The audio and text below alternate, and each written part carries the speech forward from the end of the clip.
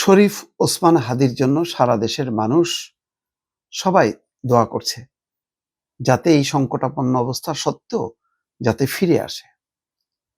এবং ইনকিলাব মঞ্চ থেকে বলা হচ্ছে হাদি জীবন মৃত্যুর সন্ধিক্ষণে দেশবাসী যেন দোয়া করে। দেশবাসী আসলে প্রথম দিন থেকে দোয়া করছে এবং প্রতিনিয়ত আমি জানি অসংখ্য মানুষ, সাধারণ মানুষ হাদির জন্য দোয়া করছে। কিন্তু পাশাপাশি আরেকটি অবাক হয়ে গেলাম একটা খবরের শিরোনাম দেখে, যে হাদি না ফিরলে যা করবে ইনকিলাব মঞ্চ। আগাম ঘোষণা, রবের ডাকে যদি না ফেরে তাহলে কি করা হবে তার একটা কর্মসূচি তারা ঘোষণা করেছে। এইটা আমার কাছে অত্যন্ত ভালো লাগলো না এই কথাটা। এটা এক ধরনের খারাপ মানসিকতা। আমি ফিরলে আর না ফিরলে সবই তো হায়াত মউত আল্লাহর হাতে। যদি ধরে নিলাম চরম পরিণতিটাই হলো, তখন কি করে? তখন হাদির জন্য সবাই দোয়া করে, জানাজা করে, যেভাবে সম্মান দিয়ে সমাহিত করা হয় মানুষকে, সেটি তো করা হয়। তখন শোকের সাগরে ভাসে মানুষ, আত্মীয় স্বজন, বন্ধু বান্ধব। আর যেহেতু হাদি তো শুধু ইনকিলাব মঞ্চের বা তার পরিবারের কেউ না, এটা এখন সাধারণ মানুষের আবেগ সহানুভূতির একটা জায়গা তৈরি হয়েছে হাদিকে ঘিরে। তো মানুষ শোক করবে নাকি শোক বাদ দিয়ে বিক্ষোভ করবে?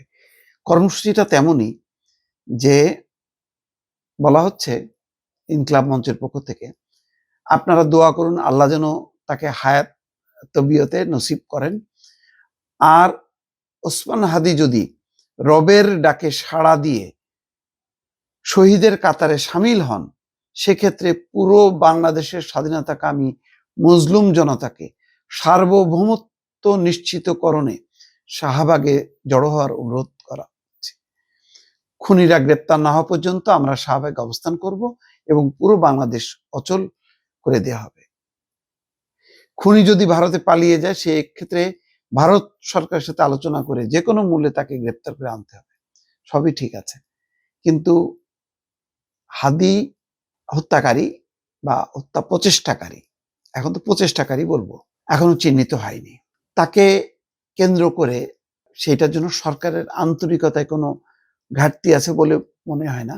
তারপরে এটা সরকারের উপর চাপ থাকা দরকার, কারণ আইন শৃঙ্খলা পরিস্থিতি এমন যে খুব সরকার ডেডিকেটেড বা ডিসাইডেড না হলে আসলে অনেক ঘটনা উপেক্ষিত থাকে। তো এই ক্ষেত্রে চাপটা তো থাকবে, কিন্তু এমন পরিস্থিতি তৈরি হবে কেন যেটা একদম শাহবাগে অবস্থান করবে এবং পুরো বাংলাদেশ অচল করে দেব?